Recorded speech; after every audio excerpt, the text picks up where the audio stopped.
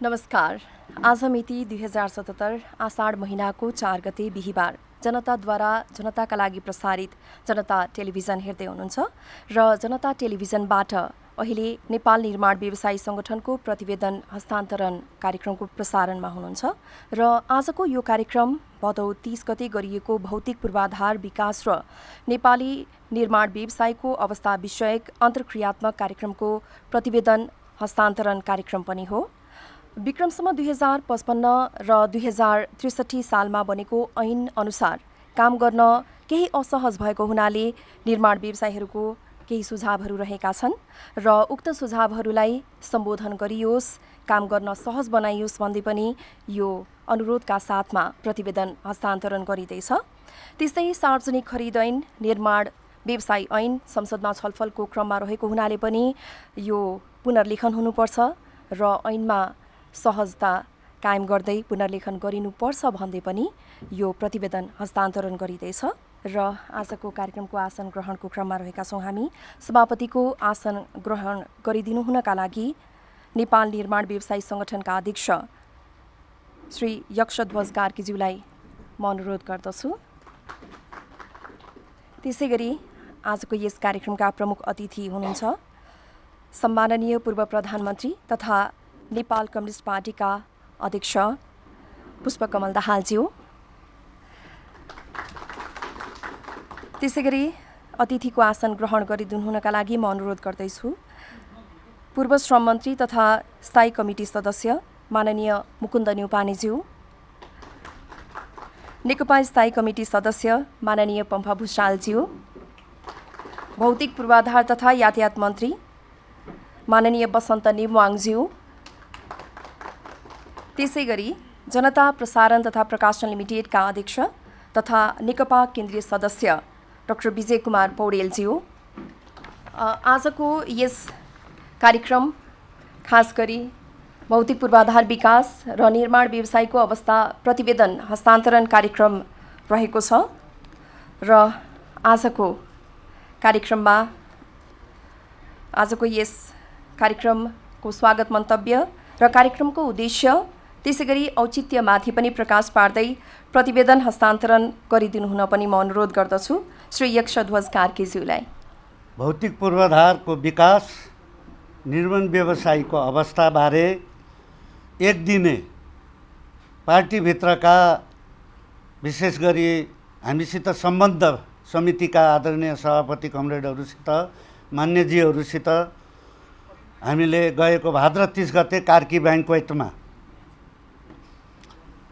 यो कार्यक्रम गरेका थियौँ, जसको प्रमुख आतिथ्य श्रद्धेय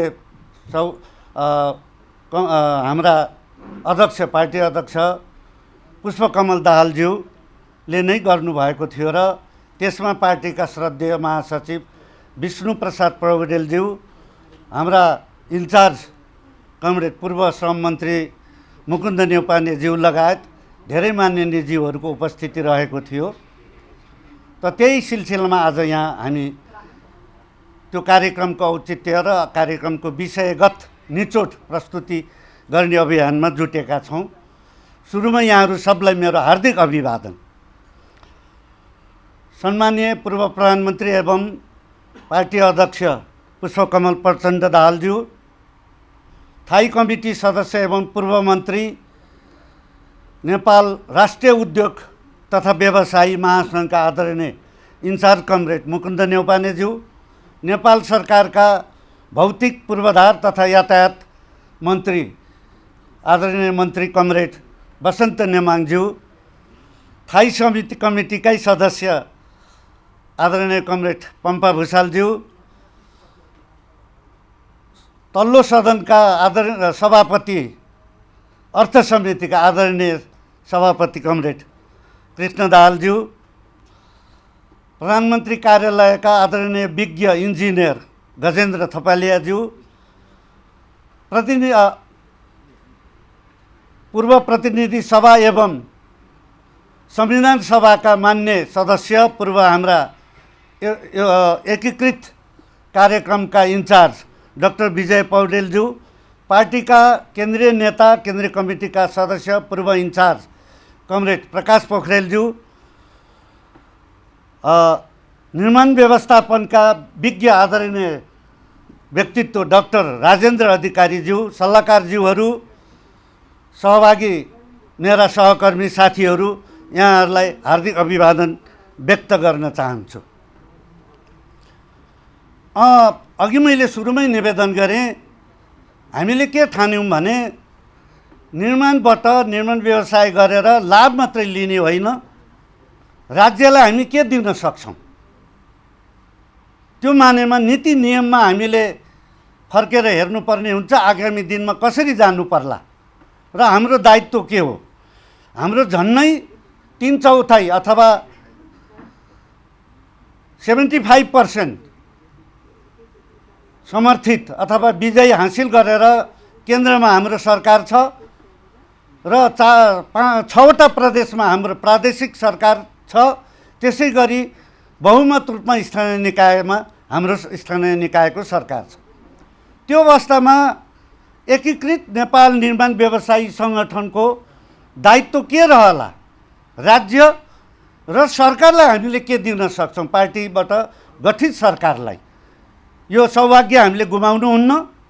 तसर्थ हामीले एउटा अहिलेसम्म नभएको, मैले दाबी गरेको अन्यथा नठानौँ, यो लामो कालखण्डमा वास्तवमा यस्तो प्रोग्राम यो विषयमा भौतिक पूर्वाधार विकास र निर्माण व्यवसायको औचित्य र त्यसको समाधानको विषयमा म राष्ट्रिय अध्यक्ष सम्बन्ध निर्माण व्यवसाय महासङ्घको हुँदा समेत जमर्को गरेँ, तर सम्भव भएको थिएन र अघिल्लो पुस्ताहरूले पनि गरेको थिएन र अहिलेको पनि त्यो महासङ्घले गरेको अवस्था छैन।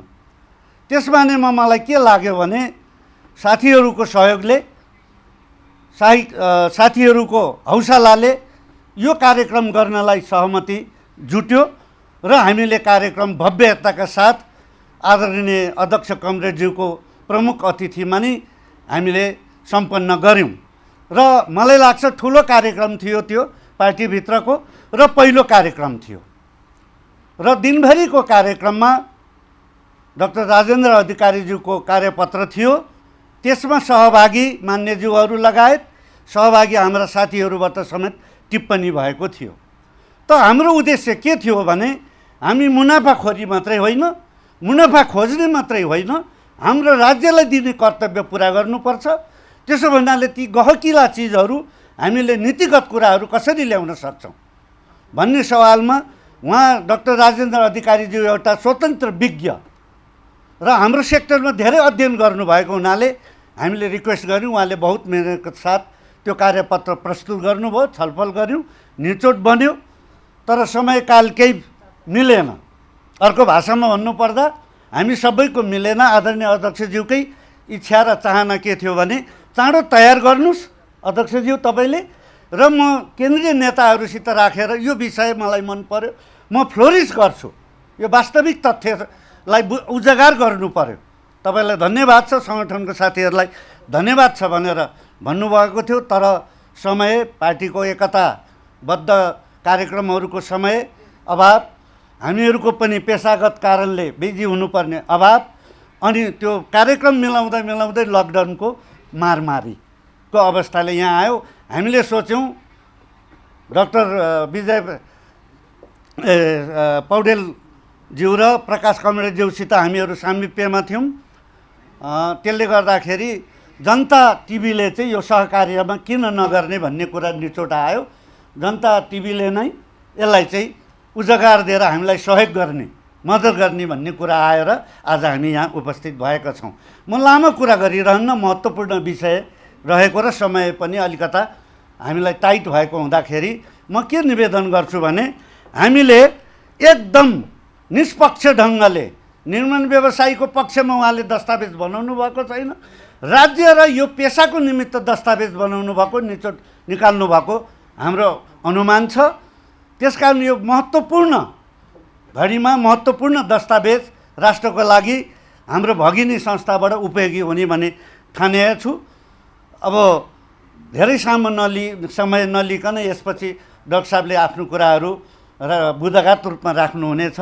यति भन्दै म हार्दिक स्वागत, अभिवादन व्यक्त गर्दै आदरणीय पूर्व प्रधानमन्त्री एवं हाम्रा पार्टीका श्रद्धेय नेता कमरेड अध्यक्ष प्रचण्डज्यूलाई हार्दिक स्वागत अभिवादन गर्छु। स्थायी कमिटी सदस्य पूर्व मन्त्री कमरेड मुकुन्द नेउपानेज्यूलाई, त्यसै गरी मान्य मन्त्रीज्यूलाई, स्थायी कमिटी सदस्यज्यू पम्फा भुषालज्यूलाई, अर्थ समितिका सभापतिज्यू गजेन्द्र सरलाई, प्रकाश सरलाई, सबैलाई साथीहरूलाई समेत हार्दिक स्वागत अभिवादन गर्दै म बिदा हुन्छु। अहिलेको हकमा धन्यवाद, न्यानो अभिवादन। हस्त धेरै धेरै धन्यवाद। र अबको क्रममा प्रतिवेदन हस्तान्तरणको कार्यक्रम रहेको छ र म सहयोग गर्न चाहदैछु।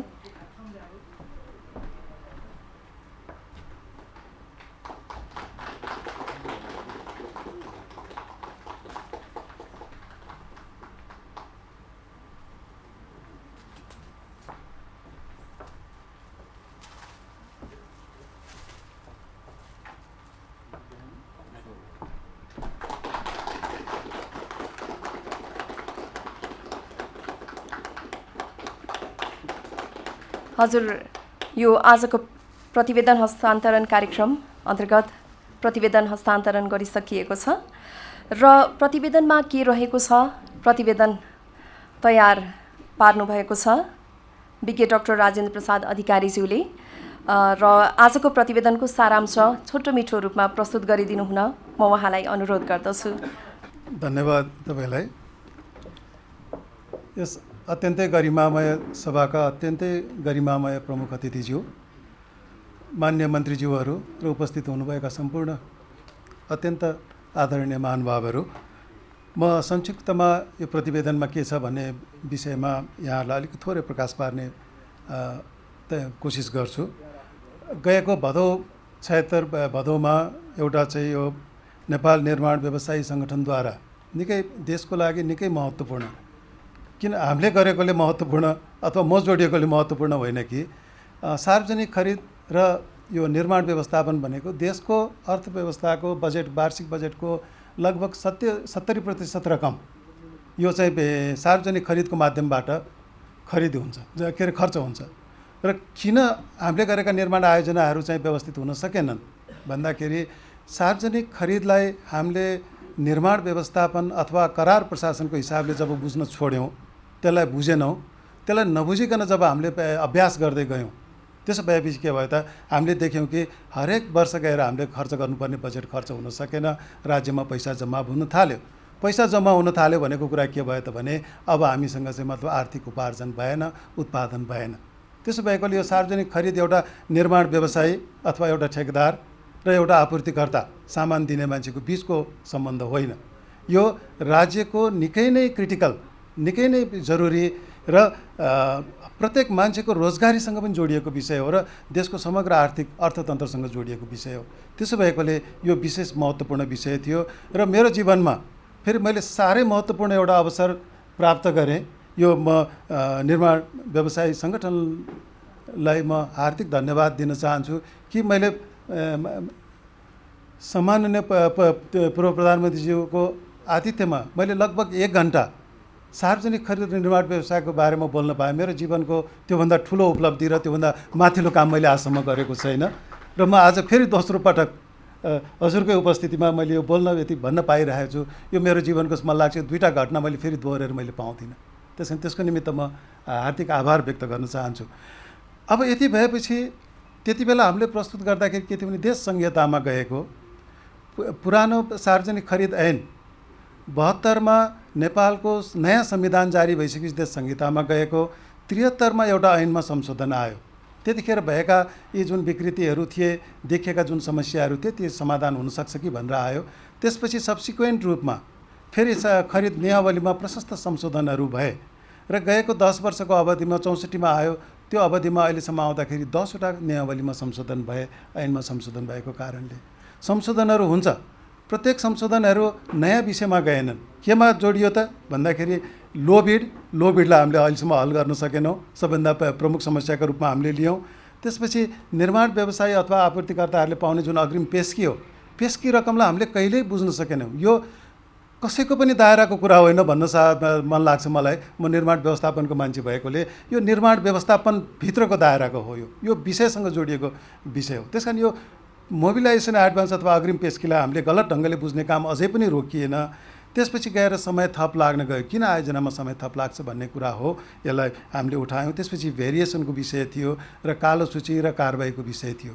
भन्दाखेरि मूलभूत रूपमा यी विषयहरूसँग जोडिएर अनि त्यसपछि आएर चाहिँ यो बिड क्यापेसिटीको कुरा र अहिले फेरि एउटा यो ऐनमा सार्वजनिक खरिद ऐनमा विधेयक दर्ता भएको छ। त्यो दर्ता भएको विधेयकले के भने यो हामीले पहिले उठाइसकेका विषयहरूलाई सम्बोधन गर्न सकेन।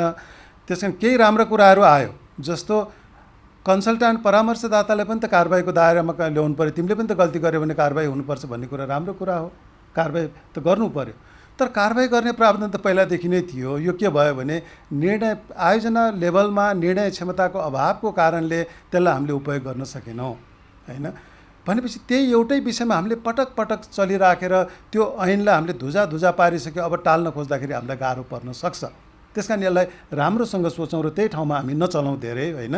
यो विषयहरूलाई हामीले चाहिँ लिएर आउँ र यसो गर्दाखेरि के भने यहाँ न व्यवसायको स्वार्थ मिसिन पायो, न हामी जस्तो बाहिर बसेर कराउने विज्ञको केही स्वार्थ मिसिन पायो, होइन। अथवा सरकारको पनि स्वार्थ त केही छैन। यो तिनै पक्षको स्वार्थ भनेको देशको चाहिँ मतलब जुन कुल गारस्थ्य उत्पादन भन्छ, कुल गारस्थ्य उत्पादनमा निर्माण व्यवसायको मार्फतबाट कन्ट्रिब्युट होस्। र अहिले कोभिड-19ले नयाँ परिप्रेक्ष्य लिएर आएको कारणले यो 19को सन्दर्भमा सबैभन्दा पहिलो हामीलाई जरुरी रोजगारी सृजना गर्नु छ, त्यो एक नम्बरको कुरा हो। रोजगारी सृजनाको निमित्त कृषि हाम्रो परम्परागत हो, जहाँ हाम्रा धेरै मान्छेहरू चाहिँ अहिले पनि उपयोग हुन सक्छन्, उहाँहरूलाई उपयोग गर्ने गरिकन नीति लैजाउँ। दोस्रो भनेको निर्माण व्यवसाय नै हो, निर्माण उद्योग नै हो, जसले समग्र अर्थतन्त्र र समग्र उद्योगलाई चलाउँछ र अहिले फर्कनुभएका समेत नेपाली दाजुभाइहरूलाई प्रशस्त रोजगारीको अवसर दिन सक्छ। भनेपछि यसले गर्दाखेरि स्वदेशी सिमेन्ट रेन्फोर्समेन्टका कुराहरू यसले जोड्न सक्छ। भनेपछि यो कुराहरूलाई जोडौँ र अनि गएर चाहिँ प्राविधिक शिक्षालाई चाहिँ तालिमको निमित्त जोडौँ। यसरी जाँदाखेरि जान सक्छ। त्यस कारण यो विषयलाई हामीले यो भित्र चाहिँ क्लबिङ गर्नुपर्छ भन्ने कुराहरू यो प्रतिवेदनमा परेका छन्। त्यस कारण मैले अब धेरै बिहाहरूलाई बिन्ती गरिनँ।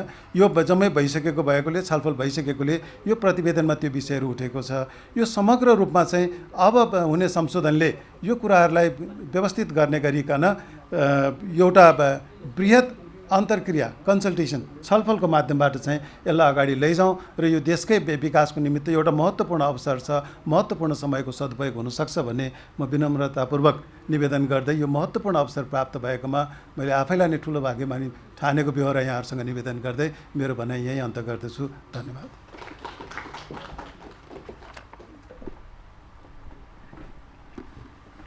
धेरै धेरै धन्यवाद विज्ञ डाक्टर राजेन्द्र प्रसाद अधिकारीज्यूलाई। र मन्तव्य राख्ने क्रममै भौतिक पूर्वाधार तथा यातायात मन्त्री माननीय बसन्त नेवाङज्यूलाई आफ्नो मन्तव्य राखिदिनु हुन अनुरोध गर्दछु। कार्यक्रमका अध्यक्ष महोदय, प्रमुख अतिथि नेपाल कम्युनिस्ट पार्टी नेकपाका अध्यक्ष एवं सम्माननीय पूर्व प्रधानमन्त्री पुष्पकमल दाहाल प्रचण्डज्यू, विशेष अतिथि नेपाल कम्युनिस्ट पार्टी नेकपाका स्थायी कमिटी सदस्य एवं पूर्व मन्त्रीज्यूहरू, यो कार्यक्रमसँग आबद्ध विज्ञ राजेन्द्र अधिकारीज्यू, आर्थिक समितिका मान्य सभापति लगायत उपस्थित मान्य सदस्यज्यूहरू र यो कार्यक्रममा सहभागी भइराख्नुभएका सबै मित्रहरू, महिला तथा सज्जनवृन्द, सबैभन्दा पहिले आज एउटा यो महत्त्वपूर्ण कार्यक्रमको आयोजना गरेर निम्ता गर्नुभएको छ। यो कोभिड महामारीको बिचमा पनि अझै ढिलो भयो भन्छु मैले, राम्रो काम गर्नुभएको छ। नेपाल निर्माण व्यावसायिक सङ्गठनका अध्यक्ष लगायत सबै साथीहरूलाई धन्यवाद दिन चाहन्छु। स्वाभाविकले अहिले मुलुक नयाँ निर्माणको अवस्थामा अगाडि बढेको बेलामा भौतिक पूर्वाधारका ठुल्ठुला र नवीनतम नयाँ क्षेत्रहरू खोलिँदै गएको अवस्था र हामीले मुलुकले गर्नुपर्ने र प्राप्त गर्नुपर्ने अवस्था र यो निजी क्षेत्रको व्यवसायलाई सरकारले सामिप्यमा राखेर सँगसँगै डोर्याएर सहकार्य गरेर एउटा रथको पाङ्ग्रा जस्तो बनाएर भौतिक पूर्वाधारको निर्माणको अभियानमा अगाडि बढाउने अवस्था मुलुकमा विद्यमान रहेको अवस्था। यस्तो अवस्थामा हिजो हामी सीमित सङ्ख्यामा थियौँ, अहिले 15,000 भन्दा बढी छौँ। हिजो हाम्रो यसलाई सहजीकरण गरेर अगाडि जाने सँगसँगै जाने मुलुक निर्माणको अभियानमा सरकारद्वारा निर्माण गरिएको यसलाई सञ्चालन गर्ने विधि, निर्माण व्यवसाय ऐनदेखि लिएर खास गरेर अरू रेगुलेट गर्ने कुराहरू, सार्वजनिक खरिद ऐन र नियमावलीहरू र तत्सँग सरकार राख्ने अन्य नर्म्सहरू, धेरै कुराहरूलाई समय सापेक्ष बनाएर अगाडि सँगसँगै लिएर परिमार्जित गरेर खुला र धेरै ठुलो कामका विधाका क्षेत्रहरू एकातिर, अर्कोतिर परम्परागत रूपमा रहिआएको हाम्रा कानुनी र नीतिगत अवस्थाहरूलाई समय सापेक्ष बनाउनु पर्ने अवस्थाहरू एकातिर रहेको, यही सन्दर्भमा नेपाल निर्माण व्यवसायी सङ्गठनले यो क्षेत्रका प्रशासनिक सुधारका कुराहरू, यसको कार्यान्वयनका पक्षका कुराहरू र यसलाई नीतिगत रूपले नेतृत्व गर्नुपर्ने र सुधार गर्नुपर्ने र कानुन निर्माण गरेर नियमावलीहरू निर्माण गरेर पेसागत होस्, चाहे यसलाई सञ्चालन गर्ने सार्वजनिक खरिद ऐन नियमावली होस्, चाहे नेपाल निर्माण व्यवसाय ऐन होस्, यी सबैलाई समय सापेक्ष बनाएर अगाडि जानको निम्ति व्यावहारिक कठिनाइहरू के भोगिराखेको हुनुहुन्छ निर्माण व्यवसायले देशभरि, र त्यस्तालाई अलिकति व्यावहारिक बनाउँदै व्यावसायिक ढङ्गले अझ उन्नत बनाउँदै कामका ठुल्ठुला क्षेत्रहरू खोलिएका छन्।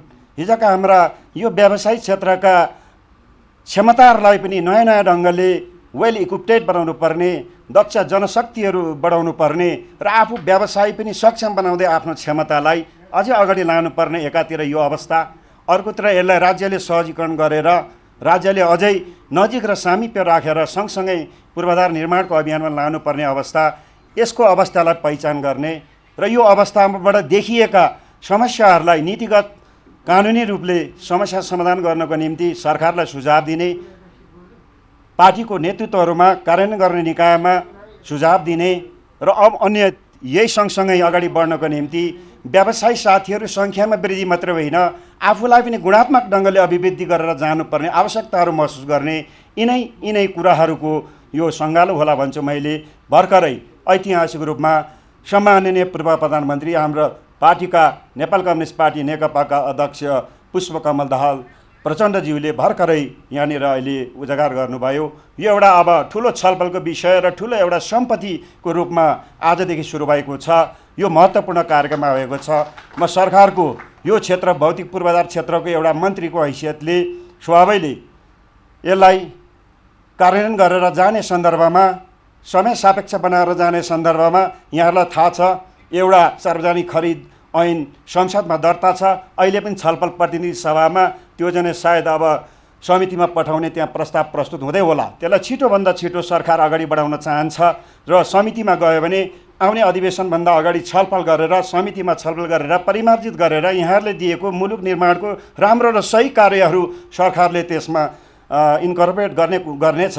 त्यहीदेखि बाहेक निर्माण व्यवसाय ऐनहरू छिटोभन्दा छिटो यही अधिवेशनमा ल्याउनलाई प्रयत्न भइराखेको छ। त्यसको फाइनल ड्राफ्ट अन्तिममा भइरहेको छ। यहाँहरूको छाता सङ्गठन, यो निर्माण व्यवसायी सङ्गठनहरूले विगतमा उठाएका कुराहरूलाई त्यसमा संशोधनमा राखिने प्रयत्न गरिएको छ र यसले अब यो यहाँले निकालेको प्रतिवेदनले धेरै कुराहरू देखाउनेछ। यतातर्फ हाम्रो ध्यान जानेछ सरकारको तर्फबाट भन्दै यो महत्त्वपूर्ण एउटा अध्याय अगाडि सार्नु भएको छ र यसलाई सक्ने कुरालाई सरकारको तर्फबाट त्यसलाई इन्कर्पोरेट गरेर जानको निम्ति कुनै कन्जुसाइ नभएको कुराहरू आजको यस कार्यक्रममा मैले चाहिँ जानकारी गराउँदै यहाँहरूलाई पुनः धन्यवाद दिन चाहन्छु। धन्यवाद।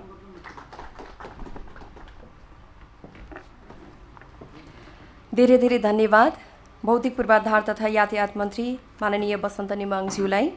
र मन्तव्य व्यक्त गर्ने क्रममा रहेका छौँ पूर्व श्रम मन्त्री तथा स्थायी कमिटी सदस्य नेकपाका स्थायी कमिटी सदस्य माननीय मुकुन्द न्यौपानेज्यूलाई अबको क्रममा मन्तव्य व्यक्त गरिदिनु हुन अनुरोध गर्दछु। यो प्रतिवेदन हस्तान्तरण कार्यक्रम भौतिक पूर्वाधारका अध्यक्षज्यू, प्रमुख अतिथिको रूपमा यहाँ उपस्थित हुनुहुने पूर्व प्रधानमन्त्री पुष्पकमल दाहाल, प्रचण्ड भनेन भने धेरै मान्छे अलमलिन्, त्यसैले प्रचण्डज्यू पनि भन्नुपर्छ उहाँलाई भन्दाखेरि, र भौतिक पूर्वाधार मन्त्रीज्यू र अन्य उपस्थित यहाँ सम्पूर्ण साथीहरूमा म हार्दिक अभिवादन गर्न चाहन्छु। अब बडो अप्ठ्यारो कुरो उद्घोषकले भन्नुभयो, छोटो पनि बोल्नुहोस् मिठो पनि बोल्नुहोस् भनेर।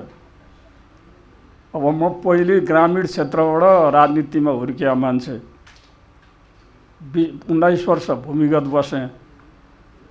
मैले तपाईँहरू जस्तो वर्गलाई चाहिँ यी उत्पीडक शोषण गर्ने, म जहाँ बस्थेँ यी गरिब हुनुको कारण यिनीहरू नै हुन् भनेर म त्यतिखेर तपाईँहरूलाई चाहिँ शोषक भन्थेँ। तिनीहरूलाई त्यो मजदुर किसानहरू, म मजदुरको चाहिँ 19 वर्ष चाहिँ अध्यक्ष पनि भएँ।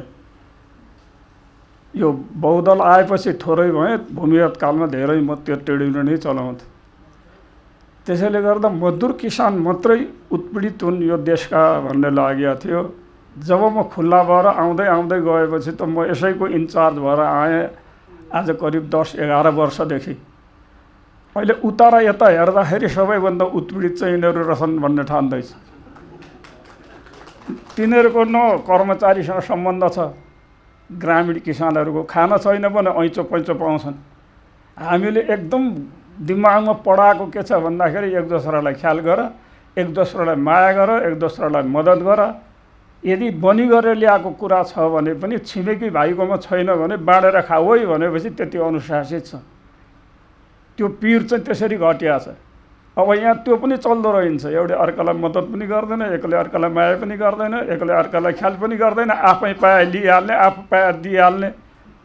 अब एउटा ठेक्का पाउनु छ, 4 जना लागेका छन्, त्यो ठेक्का दिने पनि अलमलिया छ, कता दिउँ कता दिउँ कता दिउँ। हेर्नुहोस् है, अनि म यसो हेर्दैछु म कहाँ आएर गुनासो गर्नुहुन्छ कतिपय हाम्रा निर्माण व्यवसायीहरू। तपाईँलाई मैले भन्छु, मन्त्रीजी यहाँ हुनुहुन्छ, एकजना साथी 70 करोडको ठेक्का पाउनु भएको रहेछ। 10% रहेछ कमिसन, 70 करोडको 7 करोड दिनुपर्ने रहेछ। डिजीले के भन्दो रहेछ भन्दाखेरि 7 करोड चाहिँ आधी चाहिँ पहिले दे भनेर। उहाँ भन्नुहुँदो रहेछ के भन्दाखेरि होइन मैले कहाँबाट दिने, कामै सुरु भएको छैन भनेर। यता डिजी आतङ्कित केमा छ भने यो त 6 महिना सरुवा हुन्छ, म्युजिकल चेयरको खेलाडी जस्तो सरकारले के गर्छ गर्छ, सरुवा भयो भने त मेरो त डुब्छ नि भनेर भन्दो रहेछ। मेरो कर्मचारीलाई दिने पैसा छैन भनेपछि म कहाँ आएर गुनासो गर्नुभयो। मैले भने जानुहोस् सिधा भन्नुहोस् म अख्तियार जान्छु भनेपछि उहाँले गएर त्यही भन्नुभएछ। अनि 2 करोड रुपियाँ चाहिँ लैजा, अख्तियार जाने कुरा किन गर्छस् भनेर दियो। मैले एकजनाको मात्रै कुरा गर्दैछु। अनि मैले धेरैले यस्तो गुनासो गर्न आउँदा सिधै गएर मन्त्रीलाई किन भन्नुहुन्न भनेर मैले यो पनि भनिरहेको छु कति साथीहरूलाई। मन्त्रीलाई सिधै गएर कहाँ भन्ने। अब फेरि मन्त्रीले डिजीलाई समात बोलाएर भन्नु भने हाम्रो त जिन्दगीभरि त्यसले त त्यो कर्मचारी थाहै हुन्छ, मन्त्रीजीहरू अस्थायी हुनुहुन्छ। अब 6 महिनामा वर्ष दिनमा मन्त्रीहरू फेरिन्छन्। हिजो रघुवीरजी हुनुहुन्थ्यो, अहिले उहाँ आउनुभएको छ, बिचरा उहाँले पनि त्यस पछाडि के गर्ने। यस्तो खालको पीडा। मैले यो सत्यम शुभम सुन्दरम, मैले शिवम हटाइदिएर शुभम राखेको छु। अहिले सत्यम शिवमको ठाउँमा शुभम। सत्यले शुभतिर लैजान्छ, शुभले सुन्दरतातिर लैजान्छ जीवनलाई। त्यसैले यहाँ अध्यक्ष हुनुहुन्छ, अरूलाई भन्न सक्नुहुन्न भने पनि नेकपाको अध्यक्ष उहाँ हो। उहाँहरूसँग गएर पीडा पोख्नुहोस्, मसँग अब नपोख्नुहोस्। किन यो सानो ठाउँमा पोखेको पीडा। अब तपाईँहरूलाई चाहिँ मैले पीडित किन देखेको भने परबाट हेर्नेले ठुलो घर देख्छ, अल्गो घर। ओहो क्या गजबले बसिया छ त्यो ठुलो घरमा भनेर ठान्दो रहेछ। यसपालि मेरो श्रीमती क्यानाडा गइन्, ज्वाइँ कराई छोरी कराई एकै छु घरमा। कहिल्यै घर पुछिनँ मैले क्या। 1 महिना हेटौडाबाट आएको, अस्ति पछाडि गएर हेर्छु त पानी त यतितिर छ जमेको। अब के गरी पानी फ्याँक्ने, यता गर्छु जाँदैन, उता गर्छु जाँदैन। त्यो नाली बग्ने ढल नै माटोले पुरिदिएछ र हातै हालेर त्यस पछाडि श्रीमतीले हात हेल्ला छिची भन्थे। अब कसैले आएर हात त हालिँदैन। सारा पेटी पुछेपछि माथि ओछ्यानमा गएर बसेँ, के लेखौँ आजको कविता भनेर मनमा खुल्दुली भयो। टाढा हुँदा म आफूलाई घरको मालिक ठान्थेँ, तर म त नोकर पो रहेछु। मैले बाउको खुट्टा छुइनँ, आमाको खुट्टा धुइनँ, तर यसको सुरदेखि पुछारसम्म पुस्ता म हैरान भएँ। यो म मालिक होइन, म त यसको नोकर पो रहेछ भनेर हालिदिएको। अनि हेटौडाका महिलाहरूले लेखेछन्, कामरेड बल्ल बुझ्नुभयो समानताको कुरो भनेर। अनि म अर्को निष्कर्षमा के पुगेँ भने महिलाहरूलाई घरको दासी भन्थे, पुरुषको त दासी होइन रहेछन् महिलाहरू, त घरको चाहिँ दासी हो, मलाई त दासै बनाएको रहेछ। यो पनि एउटा ज्ञान प्राप्त भयो। त्यसैले तपाईँहरू, मैले यहाँ म इन्चार्ज भइसकेँ, तपाईँहरूको पीडा भनेको बाटो बनाउन गयो, डनहरूले पछि लागेर पैसा त्यहाँ दिनु भएन भने ज्यानको खतरा। कोही गोर्खामा गएर हुनुहुन्छ, कोही प्युठानमा गएर हुनुहुन्छ, यहीँ रुनेहरू कति हुनुहुन्छ। मेरो त छेकिदियो बाटोमा, गाडी जलाइदिन्छु भन्यो, जलाइदियो एउटा गाडी, लो न भनिदिनु पर्यो भनेर भन्यो। अब यता गृहमन्त्रीजीलाई भन्दाखेरि गृहमन्त्रीजी त हुनुहुन्छ, अब गृहमन्त्रीजी चाहिँ कस्तो गम्भीर गृहमन्त्रीजी हुनुहुन्छ भन्दा सुन्नुहुन्छ, टाउको हल्लाउनुहुन्छ, अनि कति बुझ्नुहुन्छ मलाई थाहा छैन। आज एउटा गाई मरेछ, तपाईँलाई मैले भन्दैछु, यो खसी बजार यतातिर उहाँ निक्लिने ठाउँमा एउटा गाई मरिया छ, खोप्ने दिदीको घर अगाडि बाटोमा उसले हानेर। बाछो घुमिराखेको छ, बिचरा भर्खरको सानो बाछो रहेछ। 4 चोटि मेरो गृह मन्त्रालयमा सचिवसँग कुरा भयो, उता परतिर गयो 3टा गाईहरू चाहिँ बसिया छन् तपाईँको बल्खुमा, लगेर चितवनमा छोडिदिनुहोस् न, तपाईँलाई अन्त छोड्न सक्नुहुन्न भने त्यहाँ चितवनमा लगेर छोडिदिनुहोस् भने मैले गृह सचिवलाई। त्यहाँ 2टा कुरा हुन्छ, उसले पनि हरियो घाँस खान पाउँछ, चितुवा भएको चितुवाले पनि उसलाई पाउँछ, दुईटैको समस्या समाधान हुन्छ भनेको। मार्छन् मानव अधिकारको, यहाँ पशु अधिकारको कुरा उठाएर हामीलाई बसिखान दिन्छन्। गृहमन्त्रीको यो हालत छ। तपाईँहरू अब पीडाबाट मुक्त हुनको लागि सबभन्दा पहिले खुला र खुलस्त हौ। यो कुरा मनमा लुकाएर के गरेर होइन, अब अध्यक्षसँग भेट्नुहोस्। अब प्रधानमन्त्री व्यस्त हुनुहुन्छ, अनि उहाँलाई भेट्नुहोस् है। उहाँ आएपछि अहिले सडकहरू राम्रो बनिया देखाएको छु मैले।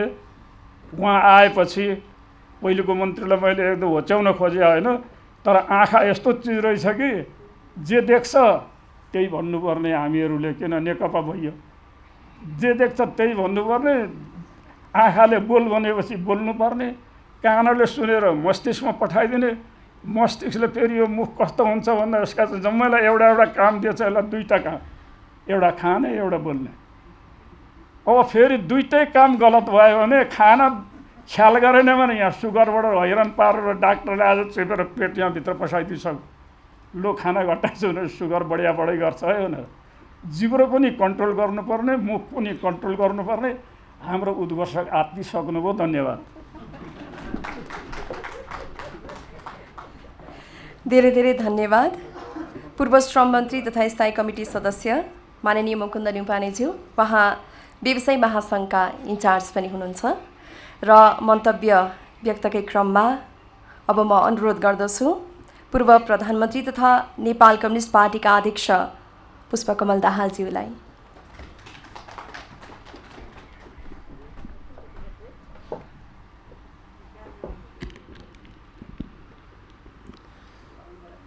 धन्यवाद। यो संक्षिप्त तर अर्थपूर्ण कार्यक्रमका अध्यक्ष तथा निर्माण व्यवसायी महासङ्घका संयोजक एच्छोध्वज कार्कीज्यू, हाम्रो पार्टीका स्थायी समितिका सदस्य र केन्द्रीय समितिका सदस्य कमरेडहरू, माननीय मन्त्रीजीहरू, निर्माण व्यवसायसँग सम्बन्धित सबै साथीहरू, अरू मान्य र विज्ञ मित्रहरू, धेरै भन्ने समय पनि छैन, मैले धेरै भन्ने विषय पनि त्यति देखेको छैन, कुराहरू आइ नै सकेको छ। म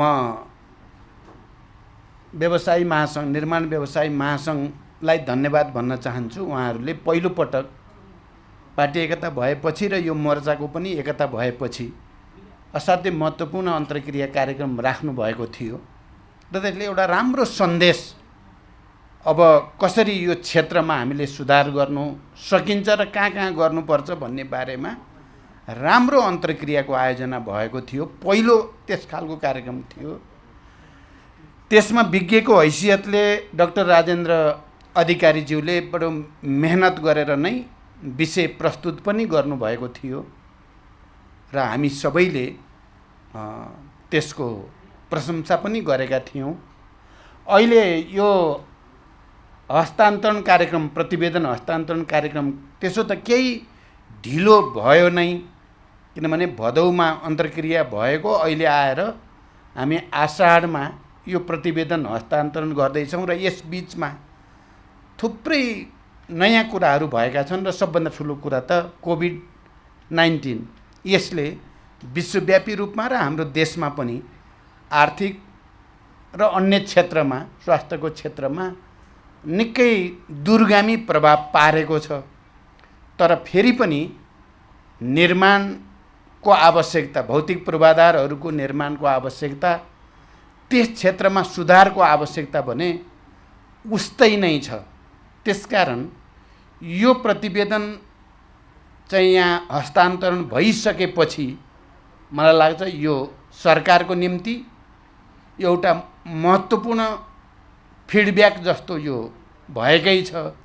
म यो कार्यक्रम सक्ने बित्तिकै बालुवाटार जाँदैछु, त्यहाँ सत्तापक्ष र प्रतिपक्षको एउटा महत्त्वपूर्ण बैठक अहिले 4:30 बजेबाट सुरु हुँदैछ। अब यो प्रतिवेदन लिएरै जान्छु मैले, त्यहाँ सत्तापक्ष प्रतिपक्ष दुवैलाई पनि यसलाई गम्भीरतापूर्वक लिनको लागि मैले भन्ने अवसरको रूपमा पनि मैले यसलाई प्रयोग गर्नेछु।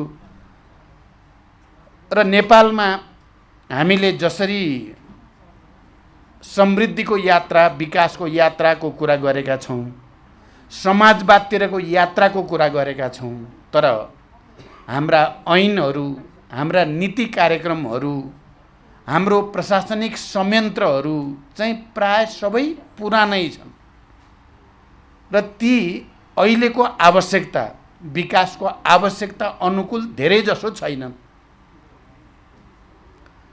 दुर्भाग्य के भएको छ भने अहिले हामी, हाम्रो पार्टीको नेतृत्वमा एउटा बलियो सरकार छ, तर जति दृढताको साथ र गुणात्मक ढङ्गले ऐनहरूमा सुधार गर्नुपर्ने, संशोधन गर्नुपर्ने, परिमार्जन गर्नुपर्ने र अनि नीति कार्यक्रमहरूमा पनि त्यसरी नै सुधार गर्नुपर्ने, त्यति चाहिँ गर्न सकिएको अझै पनि छैन।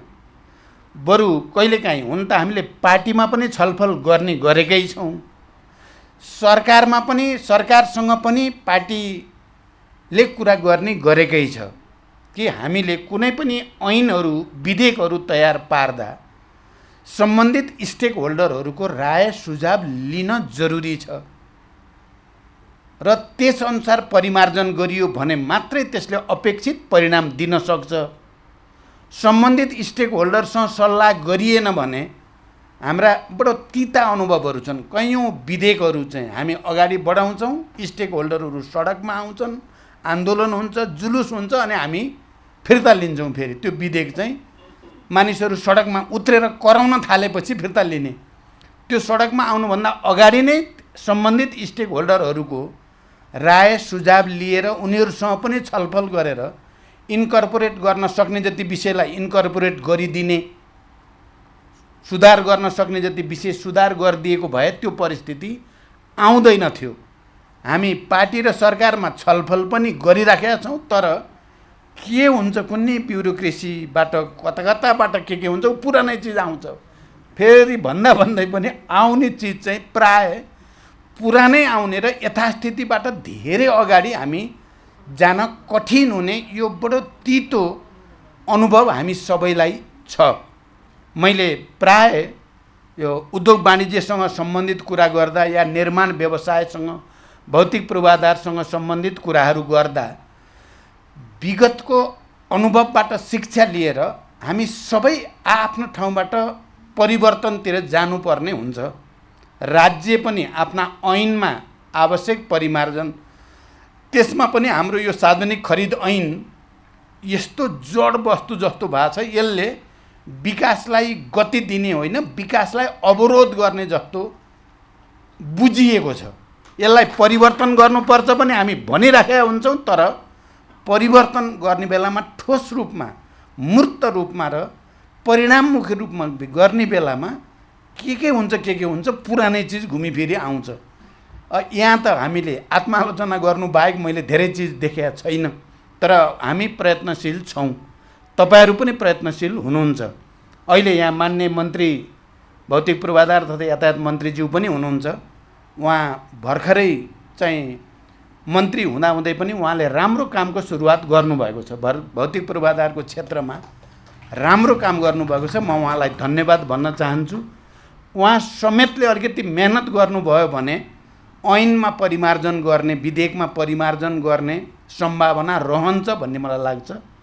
म पनि अध्यक्षको हैसियतले सरकारसँग, अर्को अध्यक्ष र सम्माननीय प्रधानमन्त्रीसँग पनि म कुरा गर्छु, गरि पनि राखेको छु मैले। र तपाईँहरूले घचघच्याउने काम गरिराख्नु भएको छ। एउटा त यो क्षेत्रमा नीतिगत ऐन कार्यक्रममा सुधार, अर्को हामीहरू फेरि तपाईँ निर्माण व्यवसायीहरू, मैले भनेको छु यो त मुख्य जिम्मेवार त राज्य हुन्छ। राज्यको ऐन नीति नियम कार्यक्रममा त्रुटि भएपछि प्रत्येक टेबलमा हामीले केही न केही अनियमितताको सामना गर्नै पर्ने, त्यो बाटो भएर गुज्रिनै पर्ने भएपछि अघि भर्खरै मुकुन्दजीले त्यसलाई सङ्केत गर्न खोज्नुभयो, म अरू बढी भन्दिनँ। त्यसकारण ती कारणले फेरि निर्माण व्यवसायी पनि राज्यलाई कहीँ न कहीँ चाहिँ छल्ने ठाउँ पाएसम्म छल्न पाए हुन्थ्यो भन्ने कल्चर फेरि निर्माण व्यवसायी र उद्योग व्यवसायीहरूको मनमा पनि त्यो संस्कार विकास भएको छ। मैले भनेको छु सुधार्नुपर्ने पहिलो जिम्मेवारी त राज्यकै हुन्छ। सरकारले नै पहिलो जिम्मेवारी लिनुपर्दछ, अरूलाई दोष दिएर हुँदैन। तर तपाईँ हामी सबै यो देशका जिम्मेवार नागरिक, एउटा ठुलो काममा संलग्न विकास पूर्वाधार र समृद्धिको नयाँ यात्राका हामी सहयात्रीहरू, हामी आफैले फेरि आफूभित्र पनि हेरि नै राख्नुपर्ने हुन्छ। हामी आफै रूपान्तरण भएर साँच्चै निस्वार्थ रूपले राष्ट्रको सेवा गर्ने, समृद्धिको यात्रामा चाहिँ लाग्ने काममा हाम्रा कहाँ कहाँ कमी छन् भन्ने कुराको पनि समीक्षा त हुनुपर्दछ। त्यहाँ चाहिँ राज्य मात्रै दोषी छ, हामी अरू चाहिँ चोखै छौँ भनेर सोचियो भने पनि त्यो यथार्थ चाहिँ हुँदैन। लामो समयदेखि निरङ्कुश तन्त्रमा हुर्किएको हाम्रो स्कुलिङ भनौँ, कल्चर भनौँ, ब्युरोक्रेसी भनौँ, सबै त्यसको परिणाम चाहिँ हामी सबै पनि कहीँ न कहीँ प्रदूषित भएका छौँ। र यो प्रदूषण मुक्त बनाउने जिम्मेवारी हामी सबैको मुख्यतः नेतृत्व र राज्यको, सरकारको जिम्मेवारी हुन आउँछ। तपाईँहरूले आज यो प्रतिवेदन हस्तान्तरणको कार्यक्रम संक्षिप्तमा भए पनि जसरी राख्नुभएको छ, म महासङ्घका पदाधिकारीहरूलाई धन्यवाद भन्न चाहन्छु। यसमा मलाई पहिला पनि त्यो कार्यक्रमको उद्घाटन गर्ने प्रमुख अतिथिको रूपमा बोलाउनु भयो र चाहिँ केही कुरा राख्ने अवसर दिनुभयो, त्यसको लागि। र आज पनि यो हस्तान्तरणमा मलाई निम्ता गरेर प्रमुख अतिथिको रूपमा 2 शब्द राख्ने मौका दिनुभयो। धन्यवाद भन्दै बिदा हुन्छु। धन्यवाद। अभिवादन। धेरै धेरै धन्यवाद। आजको यस कार्यक्रमका अन्तिम वक्ता आफ्नो मन्तव्य राखेर जानुभएको छ पूर्व प्रधानमन्त्री तथा नेपाल कम्युनिस्ट पार्टीका अध्यक्ष श्री पुष्पकमल दाहालज्यू। र यससँगै आजको यो कार्यक्रम समाप्तिको पनि म अनुमति चाहन्छु। अनुमति प्राप्त पाइसकेँ मैले सभापतिज्यूको।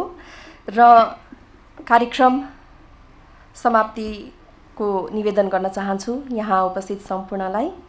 र कार्यक्रमको समापनसँगै म कार्यक्रम सञ्चालिका प्रतिमा चौधरी आजको यस कार्यक्रमबाट बिदा चाहन्छु।